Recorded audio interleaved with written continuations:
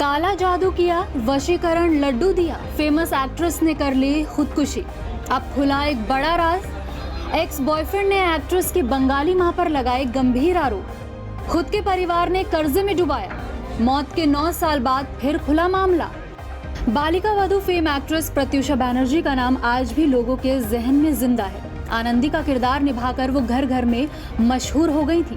जहां जाती थी लोग उन्हें प्रत्युषा नहीं बल्कि आनंदी कहकर ही बुलाया करते थे।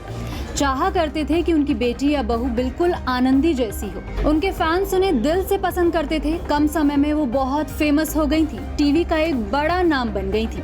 पैसा, शोहरत सब था एक्ट्रेस के पास, लेकिन सुकून नहीं था। बस जिंदगी से हार गई और 1 अप्रैल 2016 को उन्होंने खुदकुशी कर ली।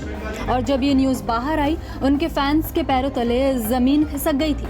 वो जानना चाह रहे थे कि ऐसा क्या हुआ जो प्रत्युषा ने अपनी खुद की जान लेने का फैसला किया।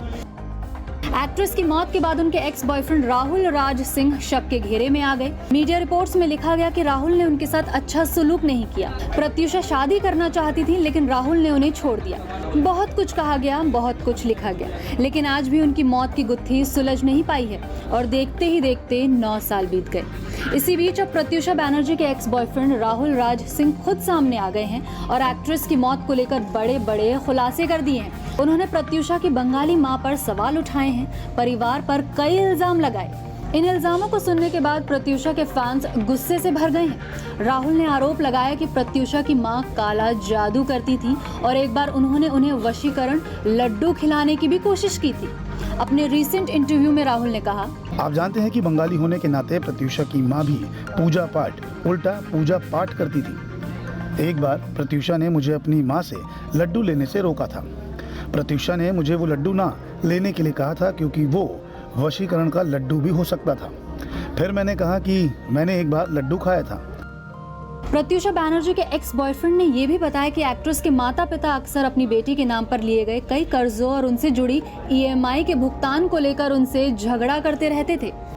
राहुल ने यह भी कहा कि बंगाल में काला जादू एक आम बात होती है, अक्सर उन इलाकों में ऐसा होता है। राहुल ने आगे खुलासा किया कि जब उन्होंने प्रत्युषा से ये पूछा कि उनकी मां के हाथ से मिठाई क्यों नहीं लेनी चाहिए, तो एक्ट्रेस ने जवाब दिया कि उनकी मां उस मिठाई के जरिए उन्हें परेशान कर सकती हैं। उन्होंने कहा, उसने मुझे बोला कि मेरी मां तुम्हारा सब अपने नाम लिखवा लेगी। बताते चले 1 अप्रैल 2016 को टीवी की आनंदी प्रत्युषा बनर्जी का शव उन्हीं के घर में पंखे से लटका हुआ पाया गया था। उनका शव सबसे पहले राहुल ने ही देखा था, जो बाद में उन्हें मुंबई के कोकिलाबेन अस्पताल ले गए थे, जहां एक्ट्रेस को मृत घोषित कर दिया गया था। Bureau report E24।